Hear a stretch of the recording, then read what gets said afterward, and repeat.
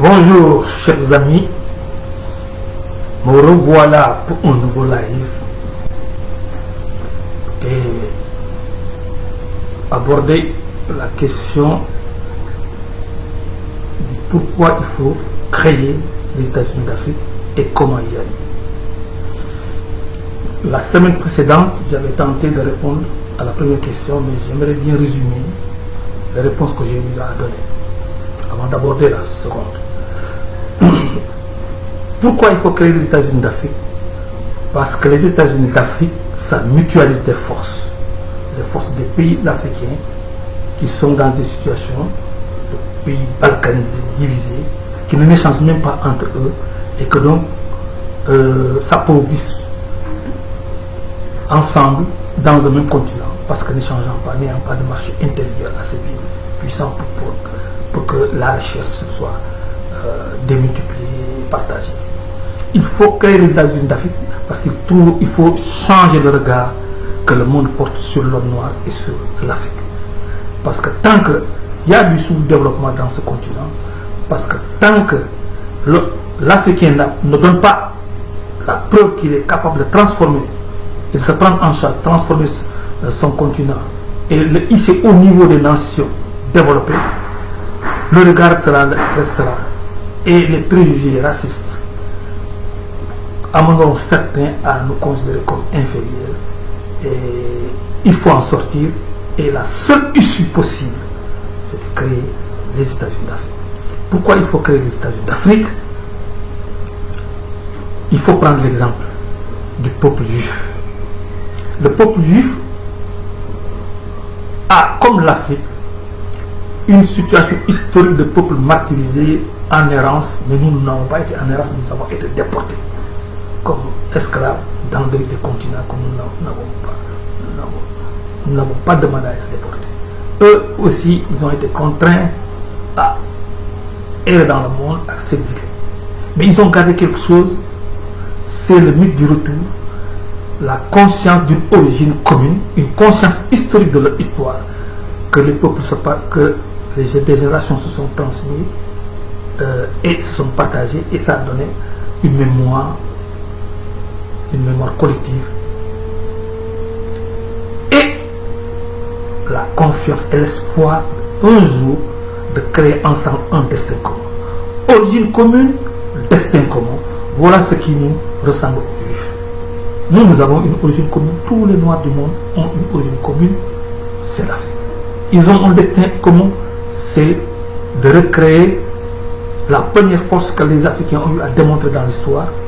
C'est possible dans un continent qui a toutes les richesses du monde, qui a la population la plus jeune au monde, et il suffit simplement de mutualiser les forces, c'est-à-dire mutualiser les ressources, mutualiser les recherches, mutualiser des intelligences pour que l'Afrique devienne une puissance qui compte et amener les gens à changer le regard, de créer une force, parce que une puissance qui aura un poids démographique inégalable, 2 milliards à 3 milliards de consommateurs et de producteurs, aucune économie du monde ne pourra se passer, en tout cas, de cette force économique que pourrait constituer 3 milliards d'habitants.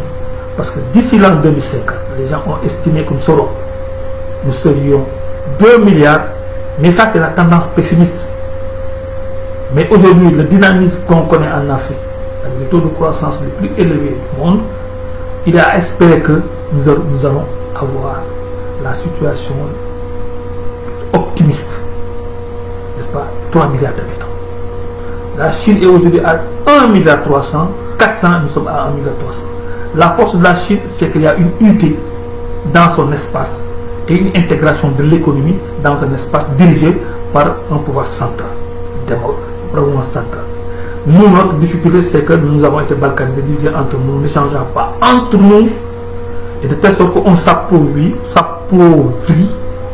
et n'arrivons pas à garder, en tout cas, une capacité de réduire les cas historiques et de rattraper les gens qui nous ont devancés.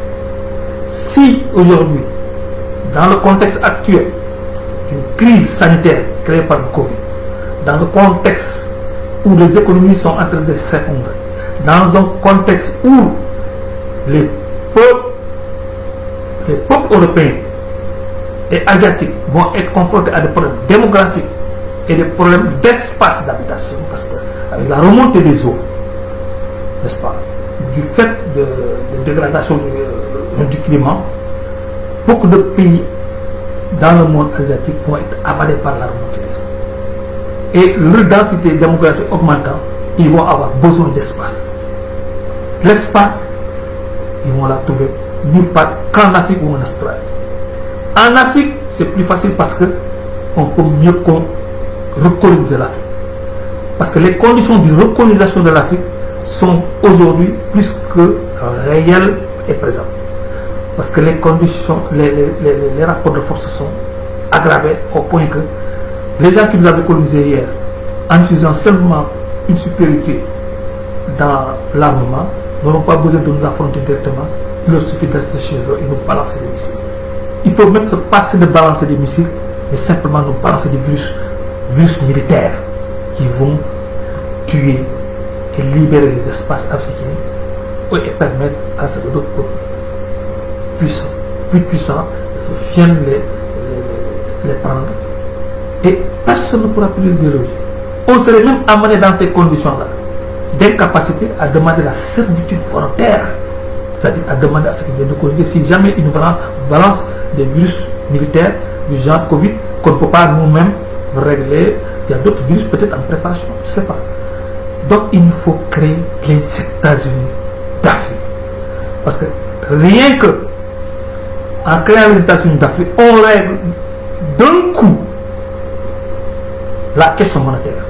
Parce que l'institution d'un État fédéral rend sans objet l'existence de monnaie de pays balkanisés. Parce qu'il absorbe et met dans une caisse, dans un trésor commun, le trésor fédéral, toutes les réserves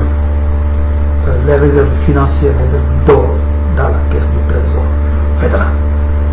Il suffit donc d'additionner l'ensemble de ces dépenses militaires. Nous aurons encore une autre manne de moyens matériels et financiers à verser dans la caisse commune dans l'État fédéral qui nous donnerait la puissance supérieure à celle des pays qui nous avaient colonisés hier.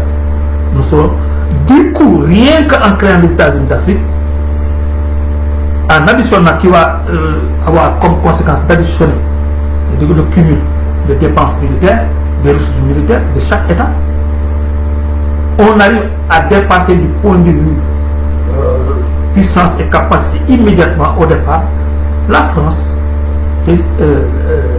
l'Angleterre, à part la possession de l'arme atomique, on les dépasse en termes d'effectifs militaires et de moyens militaires.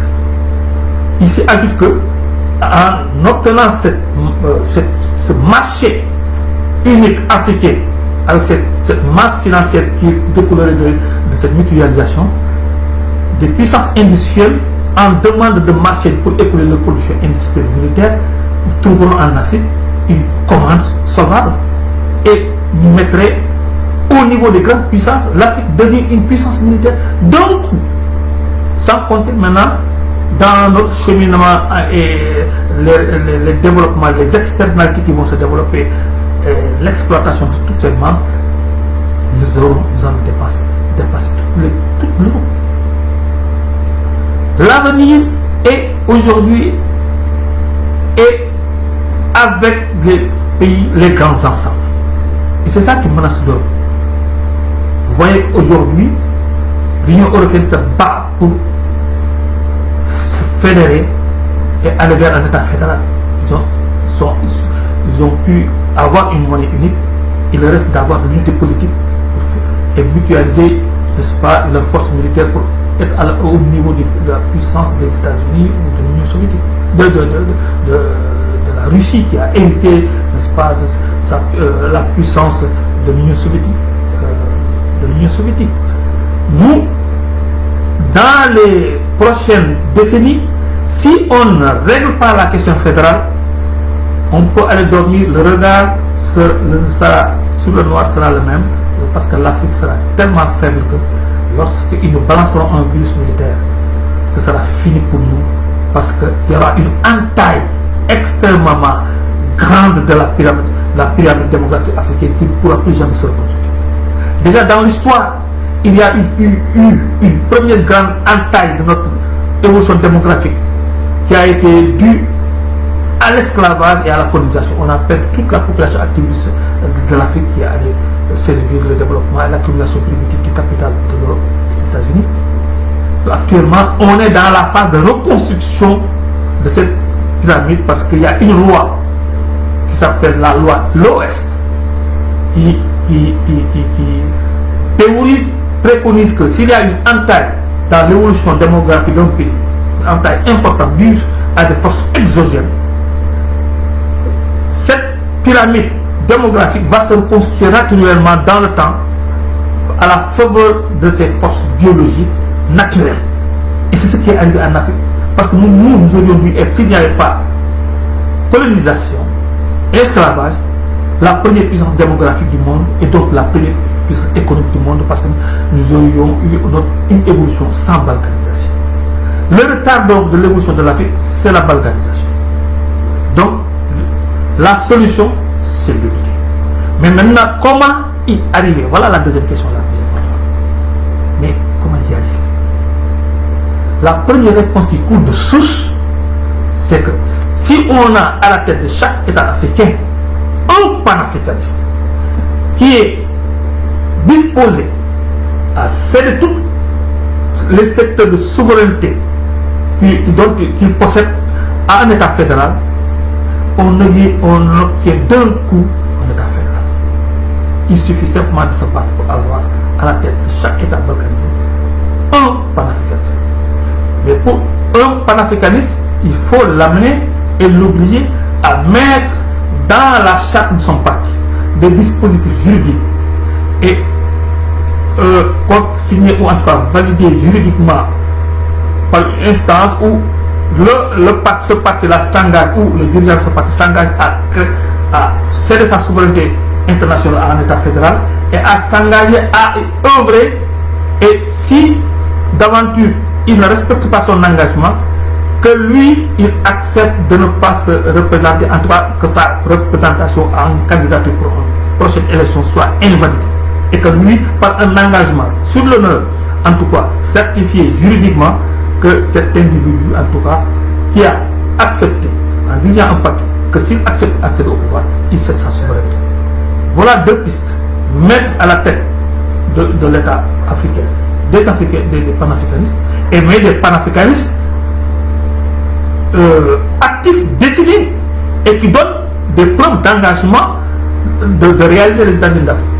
Mais comment y arriver au moment où le discours des élites politiques zappe tout élément de référence au panafricanisme et à la réalisation de l'État? Voilà la situation de blocage qui fait que les populations, les jeunes qui élisent, n'est-ce pas, n'ont pas le paradigme panafricain pour pouvoir apprécier la situation de leur pays, pour faire une lecture, n'est-ce pas, des réalités, de leur propre réalité politique. Et c'est pourquoi l'élément aussi, l'autre élément majeur qu'il faut comme élément de réponse pour réponse à la création des États-Unis d'Afrique, c'est qu'il faut demander à chaque dirigeant, qui sont les figures imposées dans les médias, qu'il donne de la place dans le discours au projet panafricain, n'est-ce pas, en rappel de ralliement à la cause de la lutte pour un État fédéral pour les États-Unis d'Afrique.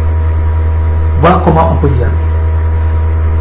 Le président Abdoulaye Wade avait eu cette idée, et chaque année, il organisait une caravane de l'intégration de l'Afrique de l'Ouest, où des jeunes étudiants prenaient plusieurs cars et faisaient, n'est-ce pas, le tour des pays d'Afrique pour rencontrer d'autres mouvements de jeunesse, pour donner, n'est-ce pas, pour faire le plaidoyer du projet des États-Unis d'Afrique. Pendant tout son mandat, il le faisait chaque année après les vacances, n'est-ce pas? Moi, j'étais impliqué dans ce projet et j'ai beaucoup œuvré pour cela. Le deuxième élément qu'il a apporter lui en tant que dirigeant panafricaniste, c'est que pour renforcer la prise de conscience de ce projet-là, il sait qu'il y a une guerre mémorielle. Une guerre mémorielle que les peuples mènent pour préparer les esprits à se donner une capacité, un imaginaire qui alimente le combat, un imaginaire qui leur permet de s'interroger sur qui ils sont, qu'est-ce qu'ils peuvent faire, où peuvent-ils aller. Et par rapport à ces genres de questions que peuvent déclencher, n'est-ce pas, des guerres mémorielles avec des symboles qui excitent, n'est-ce pas, la curiosité des luttes pour la dignité des peuples, il y a certains monuments qui sont érigés comme des repères mémoriels pour nourrir l'imaginaire des peuples et les positionner dans des combats de guerre symbolique, de guerre mémorielle. C'est pas pour rien que les États-Unis ont le statut de la liberté. Nous aussi, on a eu le monument de la naissance. Ce n'est pas une question simplement de statut ou de monument. C'est un message qui est lancé au monde pour dire que nous sommes conscients de qui nous sommes, d'où nous venons et nous savons où est-ce que nous allons aller grâce au panafricanisme, grâce à la conscience historique développée par Cheikh Anta Diop, grâce à la connaissance de la résistance des Spartacus africains sur le territoire africain et dans les pays où se trouvent nos frères de la diaspora. Donc, comment y arriver? C'est par les peuples. Le président Abdoulaye Wade avait dit le panafricanisme est une question tellement sérieuse que il serait pas bien de le confier uniquement aux chefs d'État. Parce que les chefs d'État sont là avec leurs limites. De toutes les façons, c'est par les peuples qu'on peut avoir, n'est-ce pas, une solution pour créer les États-Unis d'Afrique. Par les peuples, parce que c'est les peuples qui sont détenteurs de la souveraineté populaire et qui les délèguent. Ils les délèguent à des dirigeants. Alors, si les peuples sont conscientisés, si les peuples sont animés de la conscience historique qui leur donne une connaissance de l'origine et de l'histoire de leurs ancêtres et du cheminement de la construction des civilisations à travers, n'est-ce pas, l'obésité de nos ancêtres qui ont créé des empires, empire du Ghana, empire du Mali, empire du Bantou et tous ces États qui ont succédé après l'accident historique qui nous est arrivé en Égypte dans la partie égypto-libyenne lorsque les Hyksos nous ont battus, nous ont agressé, les Assyriens, les peuples de la mer, pour nous pousser à migrer et à recréer un peu notre univers de l'Égypte ancienne. Nos ancêtres nous ont légué des valeurs, mais qu'on tend à oublier parce que l'Occident, lorsqu'il nous a colonisés, a opéré à un travail de dépossession de la mémoire, ou en tout cas un travail de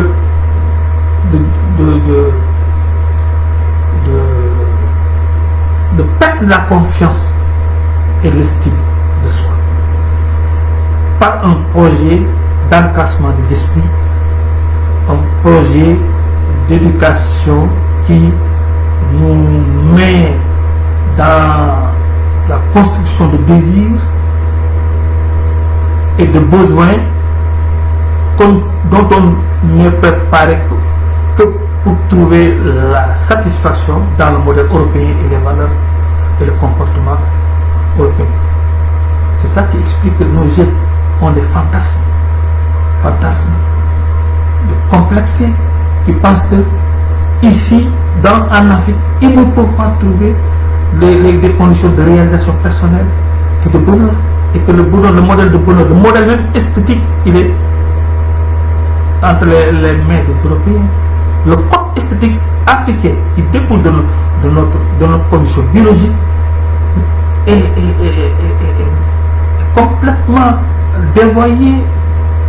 On trouve la beauté dans le modèle imposé, le modèle esthétique européen, parce que c'est eux qui ont diffusé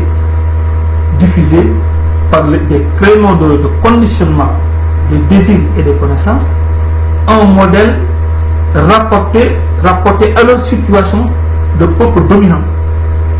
Il faut se souvenir que quand les Grecs venaient en Afrique et venaient prendre leur enseignement en Égypte, ils disaient que les Noirs étaient les plus beaux du monde. Parce que la beauté, il est corrélé, il est rapporté aussi à la puissance, à la domination, à la puissance intellectuelle, à la puissance économique. Si jamais l'Afrique devient une puissance économique, les gens même découvriront le code esthétique africain. On trouvera de la beauté dans la peau noire, on trouvera de la beauté dans notre configuration naturelle qui nous vient de notre condition naturelle et biologique. Donc, la construction esthétique, l'esthétique est une construction. Puisque c'est une construction, il faut nous approprier un État fédéral qui prend entre ses mains les instruments de la construction des besoins et des désirs, les instruments de la construction de l'art et de la civilisation, de la culture. C'est à partir de ce moment-là que nous pourrons être présents et être respectés partout et obliger le regard sur le noir à changer et le regard sur l'Afrique à changer. Une puissance, il n'y a aucun ressortissant d'un pays, d'une grande puissance qui est maltraité dans le monde. Les Chinois ne sont pas maltraités dans le monde, les Américains non, les Français. Parce qu'on sait que si vous les maltraitez, leur État peut intervenir, ils peuvent faire jouer leur levier économique et les intérêts économiques jouant. Il y a certains États qui hésiteront, en tout cas, à traiter un ressortissant d'un pays occidental américain. Mais l'Afrique, on voit l'Afrique comme un pays où ces hommes tendent la main. Ces hommes ne croient même pas en eux-mêmes, ne sait même pas. Parce qu'à partir du moment où l'Africain prend, même dans le corps de celui qui le dominait hier, des éléments pour se faire une beauté, c'est que c'est perdu. C'est perdu. La prise de conscience, n'est-ce pas, même que nous avons de la beauté en nous, est perdue. On ne l'a pas. Donc, la réponse à la question de savoir comment y arriver, c'est de nommer des panafricanistes à la tête de chaque État. Puis, pour les nommer, il faut faire germer la conscience historique au niveau des peuples qui élisent les dirigeants. Et pour y arriver, il y a des leaders qui doivent assumer une responsabilité, un rôle historique, d'insérer dans leur discours une place, n'est-ce pas, pour un plaidoyer pour le panafricanisme. Si un Sonko, dans tous ces discours qui développent, parle du panafricanisme, tous ces militants deviennent du panafricanisme. Si, n'est-ce pas, Pape Diop développer la même chose, tous les membres de son parti, c'est le panafricanisme. Dans ce pays-là, il y a qu'Abdoulaye Wade qui développe dans son discours un rappel d'aliment au panafricanisme et qui sonne la sonnette d'alarme disant que si dans les prochaines décennies nous ne créons pas les États-Unis d'Afrique, nous serons recolonisés. Pour donc éviter d'être recolonisés, créons les États-Unis d'Afrique. C'est ce dernier mot que je